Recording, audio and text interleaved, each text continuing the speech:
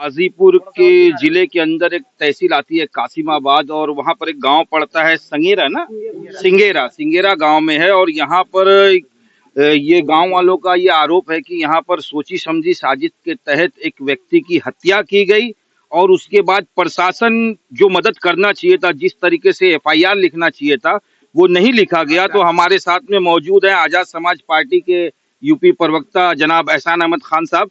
खान साहब, ये पूरा मामला असल में क्या है?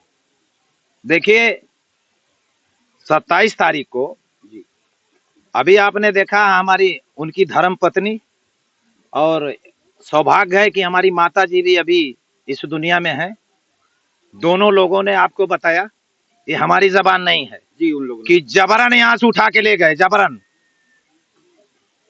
और इत्तेफाक से जिनकी मृत्यु हुई है, उनकी धर्म पत्नी बीडीसी का चुनाव जीती थी। कहाँ है योगी जी? कहाँ है योगी जी?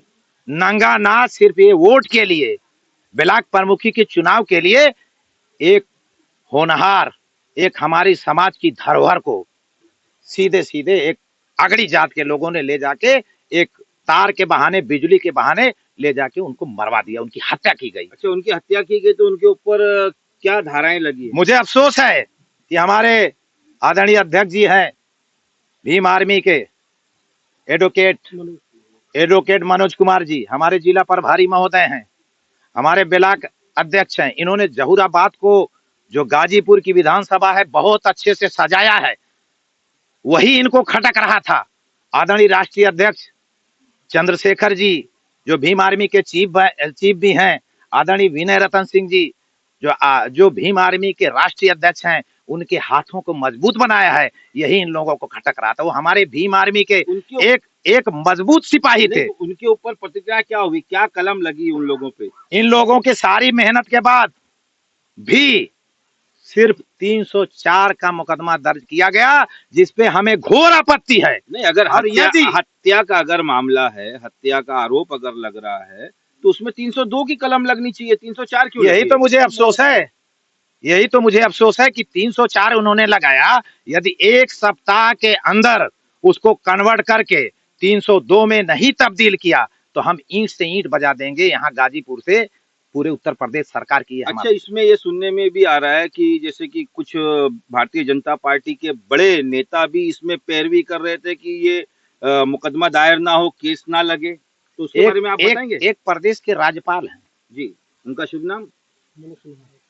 अब लोग कह रहे हैं जी। वकील साहब, क्या नाम उनका? मनोज सिन्हा है, मेरे ही जिले से रहने वाले हैं। जी जी हाँ। मनोज सिन्हा जी, जो यहाँ से संसदीय चुनाव लड़े थे, उनको मुख्तार अंसारी साहब ने बुरी तरह हरा दिया। फिर शायद वो वहाँ के जम्मू कश्मीर के राज्यपाल बनाए दिए गए। बताते हैं कि इतना एडमिनिस्ट्रेशन को उन्होंने इस तरीके का फोन, ये लोग थाने पे बैठे थे। आदरणीय मनोज कुमार जी बहुत क्रांतिकारी हमारे साथी हैं, ये बैठे हुए थे, इन्होंने सब कुछ करने के बाद भी 304 लगाया। खुद अधिवक्ता है, वो कश्मीर से बैठे बैठे यहाँ पर पैरवी कर रहे हैं, उसकी हमें परवाह नहीं।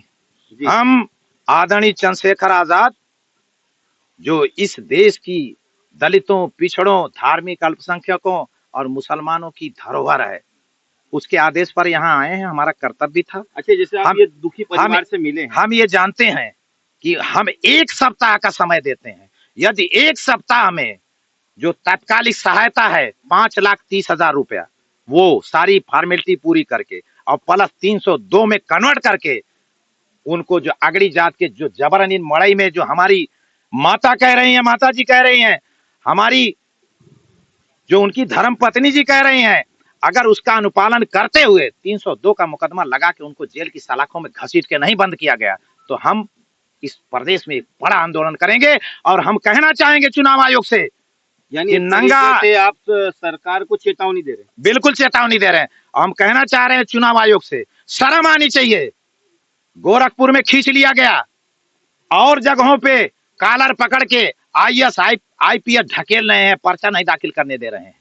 कहाँ गया लोकतंत्र? मर गया। अच्छा, बाबा साहब ने इसीलिए संविधान बनाया था। एक गरीब, उनकी पत्नी बीडीसी चुनाव जीत गई, क्षेत्र पंचायत सदस्य का चुनाव, तो उन्होंने अपराध कर दिया। आप जबरन वोट लेंगे, अगर वोट नहीं देगा तो आप हत्या कराएंगे, ये नहीं चल एक पाएगा। सवाल और आपसे करूंगा कि जिस तरीके से कुछ दिनों से ये देखा जा रहा है कि जैसे संविधान जो कॉन्स्टिट्यूशन जो बना हमारे देश में, तो उसको सबसे पहले कहा था कि संविधान को फॉलो करें, लेकिन पिछले कुछ दिनों से ये देखा जा रहा है कि कहीं पर कुछ भी मामला होता है तो सीधे उसके घर को ढा दिया जाता है। तो ये कौन सा मैं कल जाऊंगा, कल जाऊंगा जी, पूरा आजमगढ़ एडमिनिस्ट्रेशन वहां होगा, हमारे पासी समाज के बेटा मुन्ना पासी के साथ नंगा नाच हुआ है। मैं मानता हूं अगर लॉ एंड ऑर्डर की उन्होंने क्रिएट किया, अपराध किया आजमगढ़ में, तो जो अपराध किया उसको सजा मिलनी चाहिए, बिल्कुल उसके मिलनी परिवार चाहिए, को क्यों? बिल्कुल मिलनी चाहिए, उनके ऊपर मुकदमा दर्ज हो, कार्रवाई हो, इसमें कोई फर्क नहीं। हमारी माताएं बहनें घर में मौजूद थी, तीन घर आप ला जाके गिरा दिए इसलिए कि वो पासी समाज का दलित का बेटा था। ये चलने वाला नहीं है, किसी कीमत में बर्दाश्त नहीं किया जाएगा। कल मेरा 2 बजे वहां कार्यक्रम है लिखा पढ़ी में, और मैं जाऊंगा और वहां पे मैं देखूंगा कि क्या है। फिर ये सब पे हमारे आदरणीय राष्ट्रीय अध्यक्ष जी चंद्रशेखर आजाद जी की नजर है, और ये लोग भूल जाएं। मैं मीडिया के लोगों से कहना चाहूंगा कि वो जमाना भूल जाएं जब एक अकेला आदरणीय चंद्रशेखर आजाद था, और उसको बिहार भी जाना था, कर्नाटक भी जाना था, दिल्ली भी जाना था, यूपी भी जाना था, बिहार जाना था। अब उसके जैसे जैसे हजारों आदरणीय चंद्रशेखर आजाद पैदा हो चुके हैं। बहुत बहुत धन्यवाद, बहुत बहुत शुक्रिया। अच्छा, हाँ जी बोलिए। बीडीसी लड़ला नहीं है। हाँ, और आप लड़ी थी? हाँ हम हाँ। लड़ते अब न लगे हुए चाहत रहा वोट चाह रहा था उनको। वोट। हाँ अच्छा, यानी आप बीडीसी जीती हैं? हाँ हम जीते और हैं। जो ये जिला पंचायत या महाप्रधान का जो होता है उसमें आपसे वोट मांग रहे थे, हाँ, तो आपने हाँ। वोट नहीं दिया? नहीं ब्लॉक प्रमुखी में यानी सोची समझी साजिश के तहत हत्या की गई, आपने ऐसा कहते कि हत्या की गई है? एकदम जबरदस्ती हम। ये हादसानी हत्या है। हाँ ठीक है सर।